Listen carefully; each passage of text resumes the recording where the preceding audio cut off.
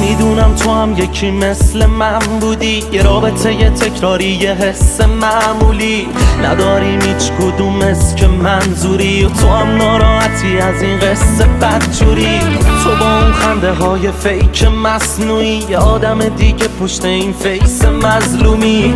تلفن حرف زدنات نصف شب زوری، یکی هم که فراموشت شده اسمش از دوری.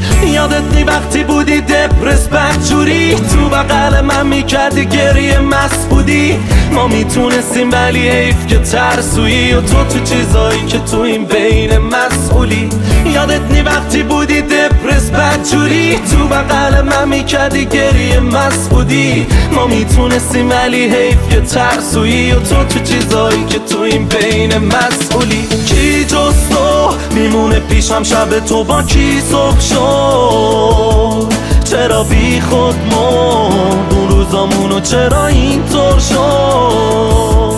بگو کی جز تو میمونه پیشم شب تو با کی صبح شد؟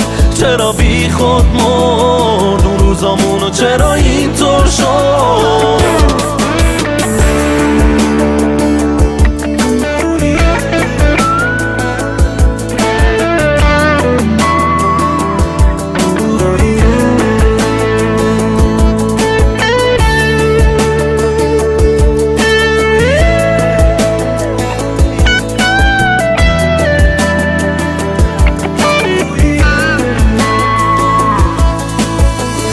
میشد اون روزامون یه ثانیه وایسه، کاش که میدیدم دلتو منو یه بار دیگه خواسته. چطور دلت اومد دل منو بذاری به بازه؟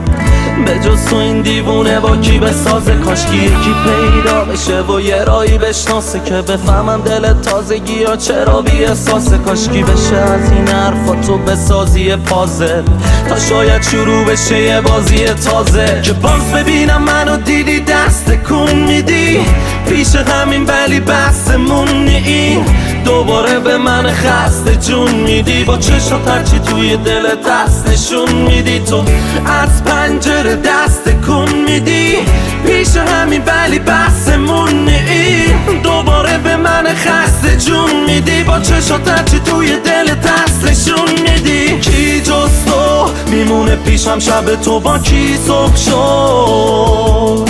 چرا بی خود مرد اون روزامونو، چرا اینطور شد؟ بگو کی جز تو میمونه پیشم شب تو با کی صبح شد؟ چرا بی خود مرد اون روزامونو، چرا اینطور شد؟ کی جز تو میمونه پیشم شب تو با کی صبح شد؟